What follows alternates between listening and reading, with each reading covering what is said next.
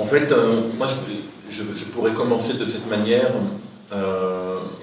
parce que très souvent, on me demande aussi bien, et d'ailleurs, ça a été la question hier de l'interlocutrice, comment un artiste va gérer la production d'autres œuvres d'art, notamment d'art d'artisanat, par exemple, en l'occurrence d'objets, dans son processus de création, comme si finalement on incluait l'artiste comme un producteur d'œuvres, en fait, et de choses concrètes. C'est une question pour moi qui m'intéresse parce qu'elle est très complexe, en fait. Elle est tout le temps demandée par les académiques. Les académiques, les historiens d'art veulent que l'artiste fasse des toiles, des sculptures. Et d'ailleurs, dans le projet de Marek, qui est un ami, et de Marc Berada aussi, qui est un ami, j'avais pas vu qu'il y avait ces bijoux qui servent à rien, en fait. Et pour moi, je pose quand même la question de la nécessité de créer quelque chose ou pas. En tout cas, c'est ma démarche. C'est ce qui m'intéresse comme réflexion. Pourquoi cette question elle m'intéresse? Parce que je crois que on a trop tendance en fait à objectiviser l'artiste, alors qu'il a une subjectivité en fait. Il est subjectif.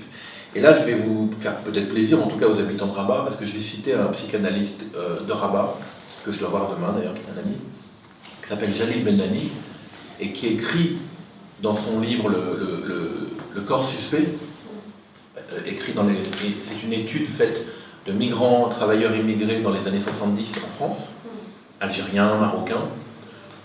Il est aussi psychiatre, ça c'est très important, Jalil, parce qu'il y a des psychanalystes qui sont que psychanalystes, mais quand tu es aussi psychiatre, tu es clinicien, donc tu fais un travail sur le terrain avec de docteurs, de médecins, avec des vrais cas cliniques.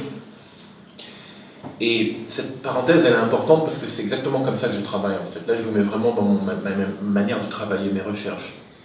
Quand je lis ce livre, je découvre que des migrants qui auraient pu être mes oncles, dont l'un est parti aujourd'hui, mais l'autre est ce qu'on appelle un Chibani, ces vieux corps qui errent dans les rues des grandes capitales d'Europe, de Paris à Francfort, en passant par la Belgique, etc. Il dit l'entreprise dans laquelle il travaillait m'a envoyé des malades qui avaient des symptômes clairs, mais après avoir fait des analyses de leur corps, on a trouvé qu'il n'y avait rien. Mais les gens avaient vraiment des symptômes. Et un jour, un des travailleurs immigrés est allé au puce, au flea market. Il a acheté un livre à Paris, ouais. Il a acheté au puce de Montreuil, flea market de Montreuil. Il a acheté un vieux livre d'anatomie. Et il est revenu avec, il a arraché la page dans le dictionnaire d'anatomie qui représente le corps humain, l'écorché. Et il a dit à Jalil Bennani, j'ai mal là. Et en fait, ce qui est très intéressant quand tu es artiste par rapport à ce genre d'histoire, c'est que, bon, bien sûr, Jalil m'a aidé là-dessus, parce que lui, il a une approche psychanalytique. Il montre comment, en fait, la société occidentale passe son temps à demander aux sujets post-colonial, aux migrants, en fait,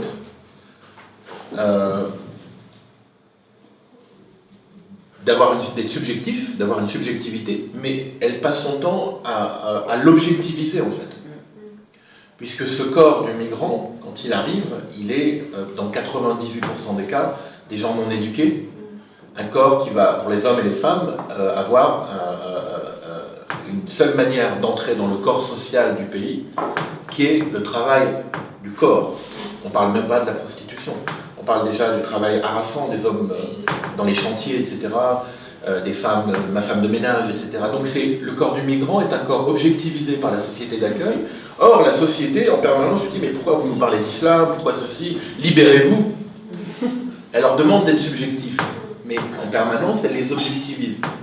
Moi, ça m'a beaucoup intéressé dans mes recherches parce que, comme vous l'avez entendu hier, un objet n'existe pas sans un corps pour l'activer. Tout ce dont nous parlons autour de ces objets, j'ai vraiment eu beaucoup de chance dans mon existence. Je le vois par rapport à mon fils qui lui grandit en Allemagne, parle allemand, français, mais il est loin d'Algérie. Je l'ai emmené une fois, il est très loin. Moi, j'ai grandi, j'ai connu ma grand-mère résistante. L'histoire dont je vous ai parlé, j'ai grandi avec. Mes tantes tissant faisant avec je suis sûr que vous connaissez ça, filant la laine en fait. J'ai vu ça. J'ai vu une de mes tantes faire le couscous avec une meule de pierre. Donc, ce va-et-vient que j'ai fait entre l'Occident et à travers toute l'histoire et l'Algérie des montagnes, vraiment, j'ai connu une maison sans électricité, où j'ai vu l'arrivée de la télé, on branchait la batterie sur la voiture, la télé sur la voiture. En fait, ça m'a aidé dans une pensée rétrospective à, encore une fois, me concentrer sur le corps, en fait. Et sur ce corps qui est une invention du pouvoir dominant. Et qui plus est, perdure à travers la psyché contemporaine, des générations, que ce soit ici ou en Europe, parce que l'impact de l'invention de ce corps, autre, le corps de l'autre, le corps, il est l'objet par exemple d'une installation que je montre en ce moment au Palais de Tokyo avec Jean-Jacques Lebel, qui s'appelle L'invention du mal, et qui montre comment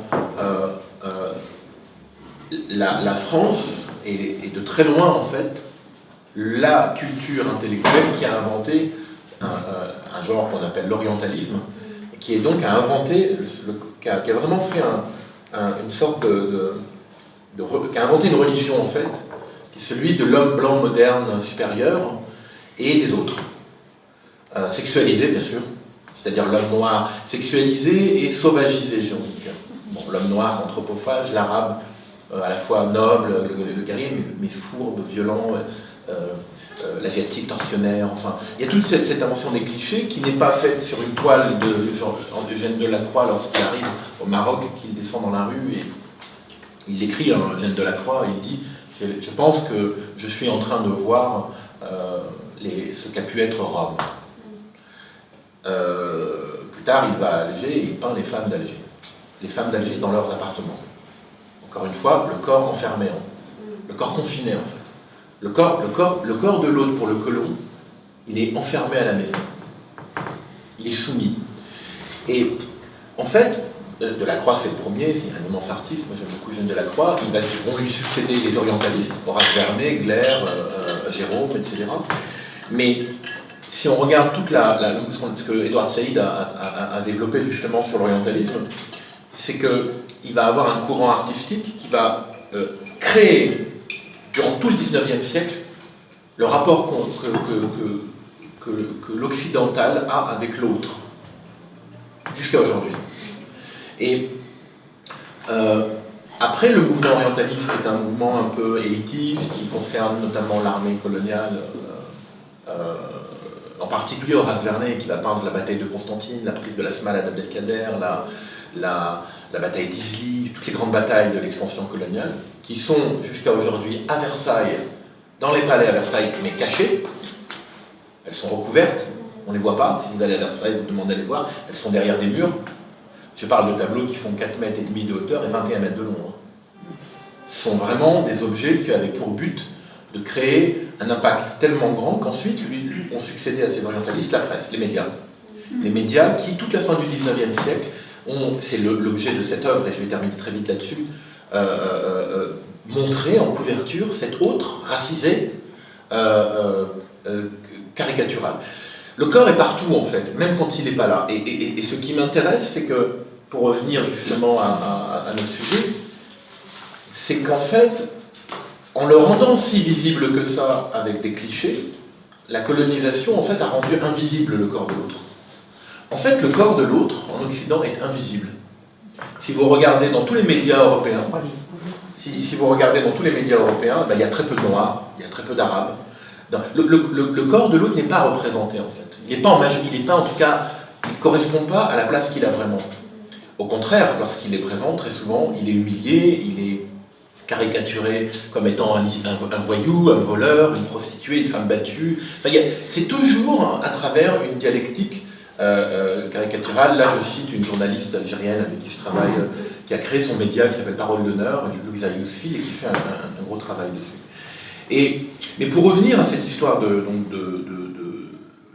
qui est très importante à mon sens, des corrélations en fait qui existent entre le corps et l'objet, c'est que finalement,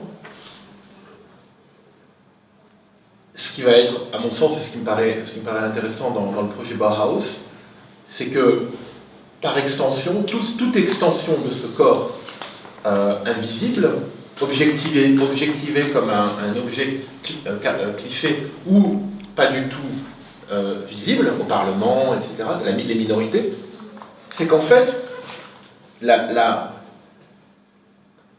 culture de ces corps est aussi invisibilisée, en fait. C'est-à-dire qu'on va avoir un regard, à un moment donné, en permanence, de recyclage de ces cultures, comme il y a eu l'art nègre en France, par exemple, ou même Émile Nolde qui va peindre, par exemple, des fétiches, des nkissi dans ses tableaux. Évidemment, on pourrait parler des heures sur l'influence de la mascuère, notamment Songhi en particulier, et Pende chez les Demoiselles d'Avignon de Picasso. Jusqu'à aujourd'hui, vous avez des gens en France qui vous disent « mais non, le premier masque Pende est arrivé en 1832 ». En fait, Gauguin va à l'exposition universelle en 1896, je crois, et achète un nkissi et le peint. Le premier à faire ça, c'est Gauguin. Il peint un fétiche africain. Bon. Ce qui me semble intéressant dans